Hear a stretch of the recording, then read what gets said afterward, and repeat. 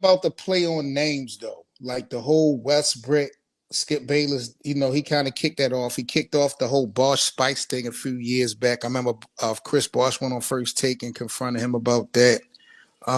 He did the whole LeBrick James, La Diva. Like, what do you think about the play on names when it come to the media? I mean, we grew up playing ball and we talk shit, we name call. Not that it's not been done before, but what do you think about the media capitalizing off of creating these terms that social media takes and goes even further with?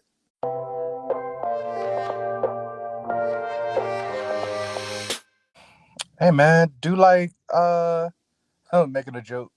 Do like the great Hollow the Don, Hmm, just take the name and make it yours, you know what I'm saying? They can't use it against you no more, you know what I mean? that's But true. nah, for real, sometimes you just gotta create your own narrative and you just gotta fight through it. I think it sucks because a lot of these both folks that are in the media shouldn't have a voice, Right. based off of just I don't care how much you've been around the game, it's different from playing it. If you've never played the game before, I feel like you just shouldn't be talking about it. You know what I mean? To a certain point. So Correct. it's just yeah, to a certain extent. So uh, it's what makes Skip Bayless pop and a lot of these other guys had these different names and stuff like that. LeBron had to fight through a lot of this stuff, and he's still fighting through it. My only But problem with I it, my mean, only it problem, is what it is. my problem is Say again. the my problem is the media doesn't really hold accountability for it. I think they totally disregard. Ah.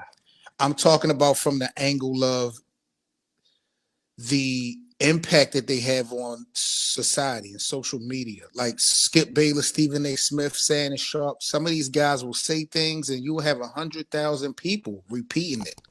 Like they Hmm. disregard the influence that they have on the community.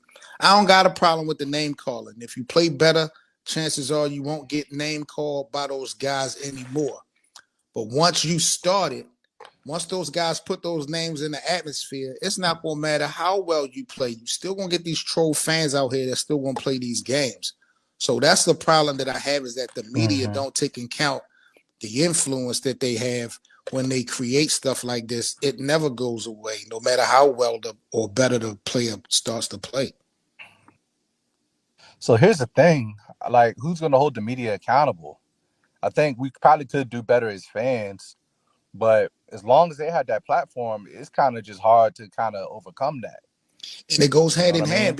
because that's what the ratings. That's how they get the ratings, and the ratings come from the fans. So it Hmm. seems like the fans and the media are aligned when it comes to that. Hmm. So the players, the athletes, are having to fight against two enemies. When you think about it, when it comes to that. Yeah, Yep. yeah. I mean, storyline sells fights, storyline sell battles, storylines sell all these different things, man. And if you don't create a storyline, that's just the way the sports world works nowadays. It didn't used to be as crazy as this, but of course we didn't have social media and all the different things we had growing up that we have now. So of Right. course it's going to be a lot bigger than it should be. You know what I mean? So Yep. it sucks, but I mean, yeah, I would go on the show like you said, like Bosch did, or like To did, or like Richard Sherman did.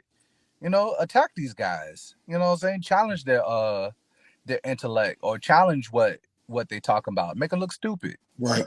You know, Yep. it's just that's just how it goes. Um, but sometimes you got to be. It might be easier just to ignore it. LeBron has done it all these years. I'm one of the few people that's actually kind of on your side, especially for this last game. Well, you may not be, but where they talk about uh, what happened.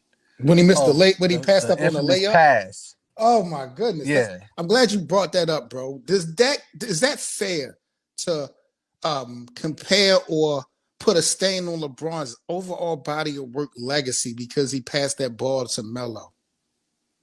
Nah, that's nasty. Cause he hasn't done something like that in years.